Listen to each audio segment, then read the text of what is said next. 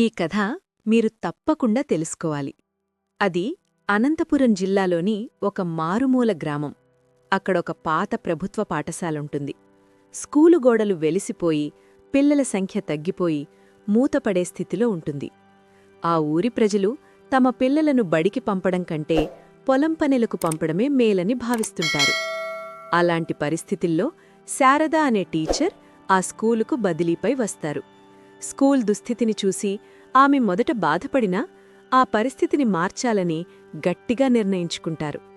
Sharada teacher బడికి వెళ్లిన మొదటి రోజు కేవలం 5 పిల్లలు మాత్రమే ఉంటారు. ఊరిలోని పెద్దలను కలిసి పిల్లలను బడికి పంపమని కోరితే, చదువుకుంటే ఏమొస్తుంది, పనులకెళ్తే 4 రాళ్లొస్తాయి కదా అని వాళ్ళెదురు ప్రశ్నిస్తారు. శారద టీచర్ వెనకడుగు వేయలేదు. ఆమె తన సొంత ఖర్చుతో స్కూలు గోడలకు రంగులు వేయించి అందమైన బొమ్మలు గీయించారు. కేవలం పుస్తకాలకే పరిమితం కాకుండా ఆటపాటలతో, చిన్న చిన్న ప్రయోగాలతో పాఠాలు చెప్పడం మొదలుపెట్టారు. ప్రతిరోజూ బడికి వచ్చే పిల్లలకు చిన్న చిన్న పెన్సిళ్లు, చాక్లెట్లు బహుమతిగా ఇచ్చేవారు. పిల్లల్లో ఉన్న ప్రతిభను గుర్తించి వారిని ప్రోత్సహించడం చూసి మెల్లగా ఊరి ప్రజల్లో మార్పు రావడం మొదలైంది.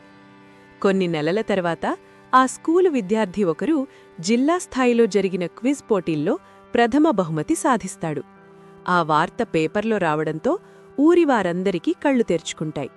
అందరూ తమ పిల్లలను శారదమ్మ దగ్గరే చదివించాలని నిర్ణయించుకుంటారు. బడి పిల్లలతో కళకళలాడుతుంది. కొన్నేళ్ల తర్వాత ఆ స్కూల్లో చదువుకున్న ఒక అమ్మాయి కలెక్టర్ హోదాలో అదే గ్రామానికి వస్తుంది. ఆమెను చూసి శారద టీచర్ కళ్లల్లో నీళ్లు తిరుగుతాయి. ఈ కథలోని సందేశం, ఒక సమర్థుడైన ఉపాధ్యాయుడు కేవలం అక్షరాలు మాత్రమే నేర్పడు, ఒక తరాన్నే మారుస్తాడు. విద్యే నిజమైన సంపద.